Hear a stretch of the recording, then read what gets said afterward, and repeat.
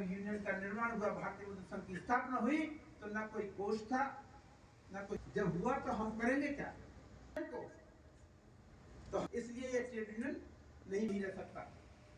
ये सिद्धांत और उद्योगपतियों से, मैनेजमेंट से कहने का मतलब है कि जैसा तेरा नाच कूद वैसा मेरा, कोई है मेरी तरफ का कहने वाला, जैसा मेरा तेरा नाच कूद वैसा मेरा वारफेर।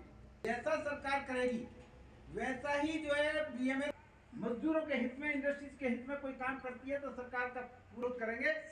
हर स्तर लेकर के जाता हूँ कि हमने मात्र 1955 में किया, जिसमें से हम अकेले चले थे। अभी कंज्यूकेटिवली फॉर वोट है। आपको एक बात बता दूं कि ये दर्जा हम जो चल रहा है वो तो हम बहुत की ताकत है, जिससे कारण मैं आपके सामने हूँ। संगठन ने मेरे जैसे एक छोटे कार्यकर्ता को टिकट दिया और काशी की जनता ने मुझे जिताया, तो इसमें मेरा कोई बहुत बड़ा योगदान नहीं है। यहाँ जितने युवा बैठे हुए हैं, अगर इसमें किसी को भारतीय जनता पार्टी संगठन ने टिकट दिया होता तो हमसे कुछ वोटों से अधिक ही जीतता, कम नहीं जीतता। इसलिए मैं संगठन को अपने बधाई देता हूँ। संगठन है तो हम हैं, हम से संगठन नहीं है, संगठन से हम हैं।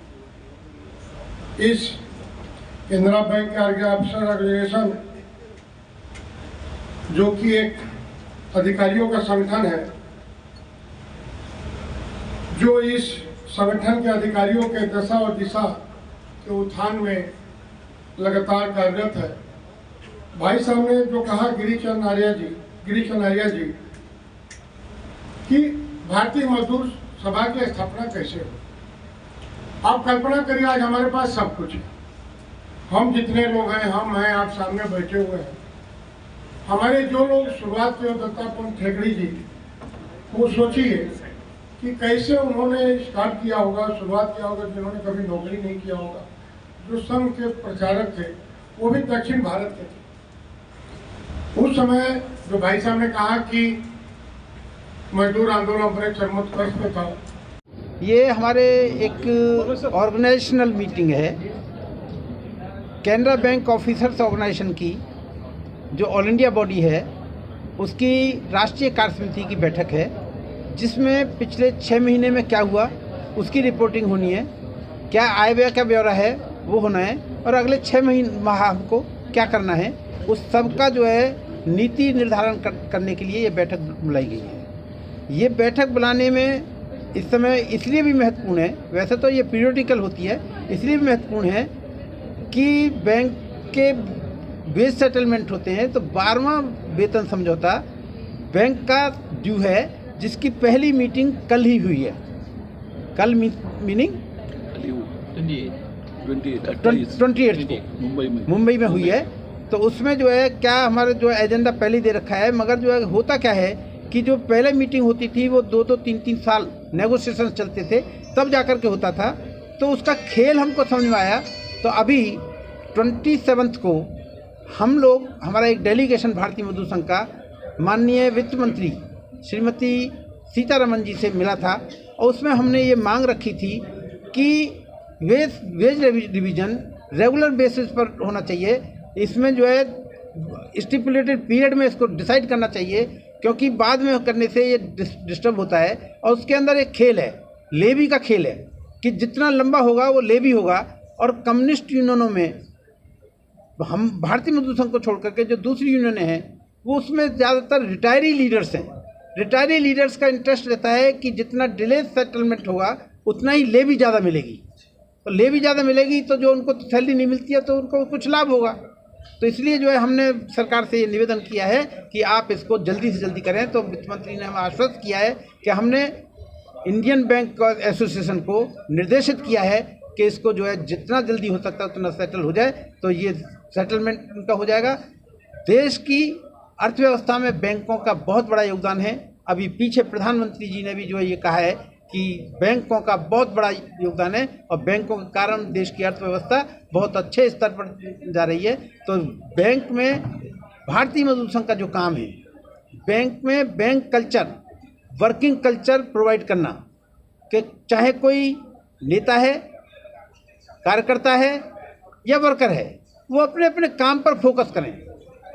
ये एक एक्स्ट्रा करिकुलर है ट्रेड यूनियन, मगर काम सबको करना चाहिए, ये हम कल्चर वहाँ पर देना चाहते हैं। ये जो हमारे एग्जीक्यूटिव कमेटी मीटिंग हर एक 6 महीना में एक बार होती है और मेरा उद्देश्य होता है जो ये एक जगह ना करके पूरे देश के विभिन्न जगहों में किया जाए, क्योंकि हमारे संगठन का सिर्फ ट्रेड यूनियन चलाना काम नहीं है, क्योंकि हमारा जो पैतृक संगठन है भारतीय मजदूर संघ, तो आप जान रहे होंगे जो देश नहीं पूरे दुनिया का सबसे बड़ा मजदूर संगठन श्रमिक संगठन है।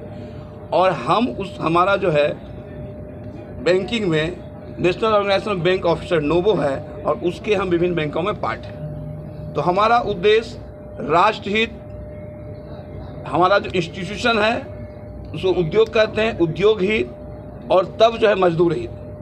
राष्ट्र के लिए हम पहले सोचते हैं, उसके बाद अपने इंस्टीट्यूशन सोचते हैं, तब हम व्यक्तिगत सोचते हैं। इसीलिए जो है हमारा है जो हर जगह आम लोगों के बीच अपनी विचारधारा को ले जाया जाए, जो सिर्फ हमारा जैसे कम्युनिस्ट का पहले क्या था, जो चाहे जो मजबूरी हो मांग हमारी पूरी हो। आप देख रहे होंगे बंगाल में कितने भी सारे इंडस्ट्री खत्म हो गए, लेकिन हमारा सोच क्या है, राष्ट्र के हित में करेंगे काम और काम कर लेंगे पूरे दाम, क्योंकि राष्ट्र सुरक्षित है तो हम सुरक्षित हैं। उसके बाद इंस्टीट्यूशन आता है, राष्ट्र है तो इंस्टीट्यूशन है, और इंस्टीट्यूशन सुरक्षित है तो हम सुरक्षित हैं। और इंस्टीट्यूशन के लिए अगर हम काम करेंगे और इंस्टीट्यूशन जितना तरक्की करेगा उसका शेयर जो है जो हमारे हिस्से का है हम लड़ के लेंगे। लेकिन हम इंस्टीट्यूशन के लिए काम नहीं करेंगे, इंस्टीट्यूशन हमारा खत्म हो जाएगा, तो फिर हम क्या करेंगे।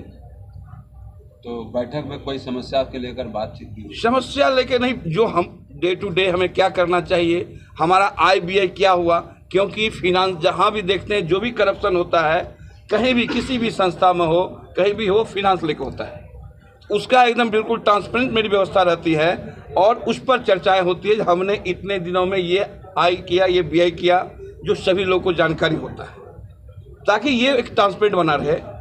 इसी कारण और हमारी आगे की योजना, आगे की रणनीति क्या है, क्या उद्देश्य है मेरा, हम अपने ऑब्जेक्टिव पर कहाँ तक सफल हुए या ना हुए, इस पर चर्चाएं करके एक नया रिजोल्यूशन लेके, नया कमिटमेंट लेके हम फिर आगे काम करते हैं।